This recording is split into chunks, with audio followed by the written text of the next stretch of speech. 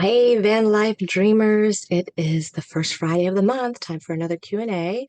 So if you have any questions, reach out, put comments in the notes section. I'll get back to you and let me know about your journey. What's going on with your van life dream? Are you getting closer to actually pulling the trigger and purchasing something, either new or used?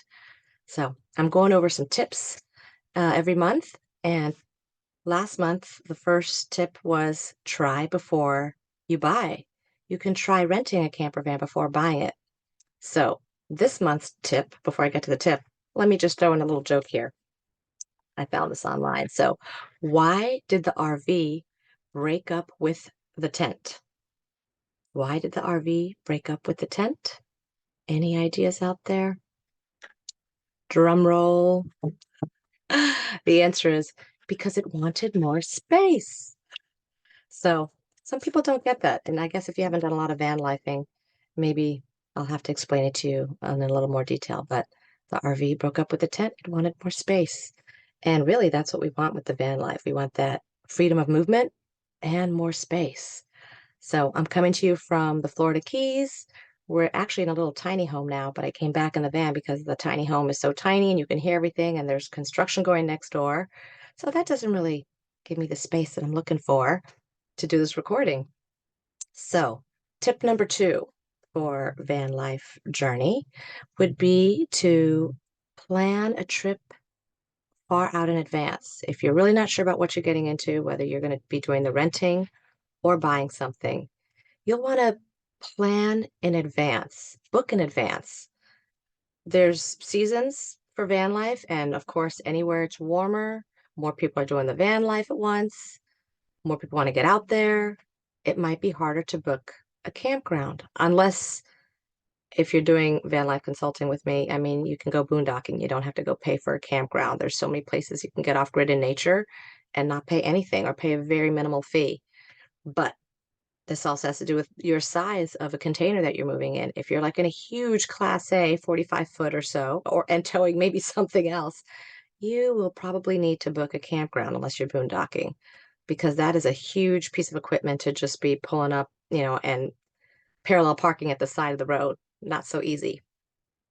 So you have to take that in consideration for what size vehicle you're traveling in. You might need to book in advance.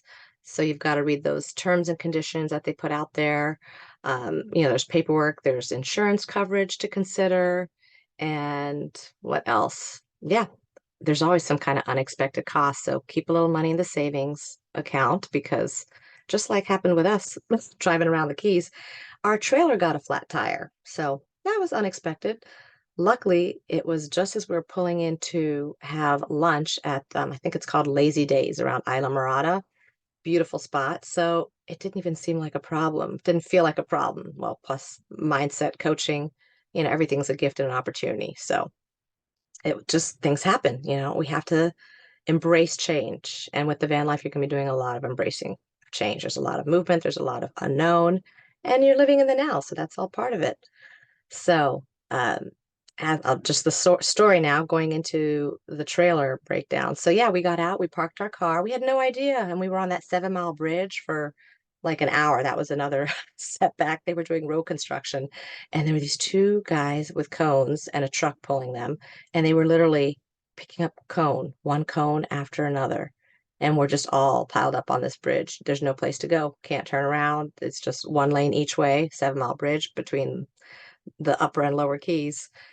And so we just had to be patient, put on some calming music, have discussions in the van.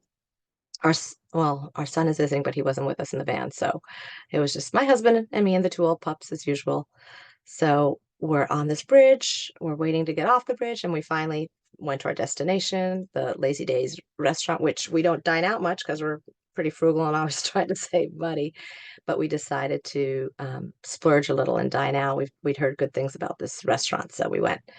And our son was driving ahead of us. He actually found us a nice table on the sand, right? Or should I say in the sand on the beach, whatever. Our toes were in the sand. You had the beautiful view right there. You could see the ocean. There were birds flying around. It was just a beautiful scene. But as soon as we got out of the van, I don't know. Thank God my husband, he's so diligent and has that he's beyond sixth sense. He's like seventh, eighth sense. And he just kind of did a walk around and was like, oh, our tires shot out here. Totally stripped. I mean, it wasn't like a little hole in the tire. The whole thing is stripped to the rim. It's amazing the rim was still in one section. I mean, unbelievable. You would think the rim would have been just like crunched because there was no rubber left around this rim. So another blessing. It was just the tire, not the rim. And we had our son there too, so that was it. They just said, okay, we'll go and enjoy our lunch first. We were getting hungry, no rush. So just kind of pulled in, found the one spot, thank God, where we could pull in 40 feet between our 24-foot Sprinter van and the 21-foot boat towing. Imagine that. That's like pulling around a Class A. But we rolled right in and found just that last spot somebody had moved, and we could just kind of squeeze right in there so we were not hanging into the road or hanging into the driveway area. So we went, sat down, had our little lunch, relaxed, talked, looked at the view, took some pictures. Oh, it was so pretty. And then we just went out and the boys went to work. They got the jack out and they put the spare tire on. And by the time we got to our next destination, our little tiny home in Key Largo, a few days later, they just went and got another spare tire. So, booking in advance, all these things you need to take into consideration when you're booking in advance and setting a little money, a little slush fund aside for emergencies, for extra expenses that'll come along the way, because that's just life. So hopefully you found value in this. And if you have any other questions, I am Vanessa Donaldson, your nomadic bestie. And I'm here to help you on your journey with the van life, whatever season you're in. It can be full-time, part-time, so many different ways to add van life and more nature into your routine, really. It should be kind of like a routine because the world is going crazy sometimes. And this is the way to stay balanced, grounded, centered. So many nuggets.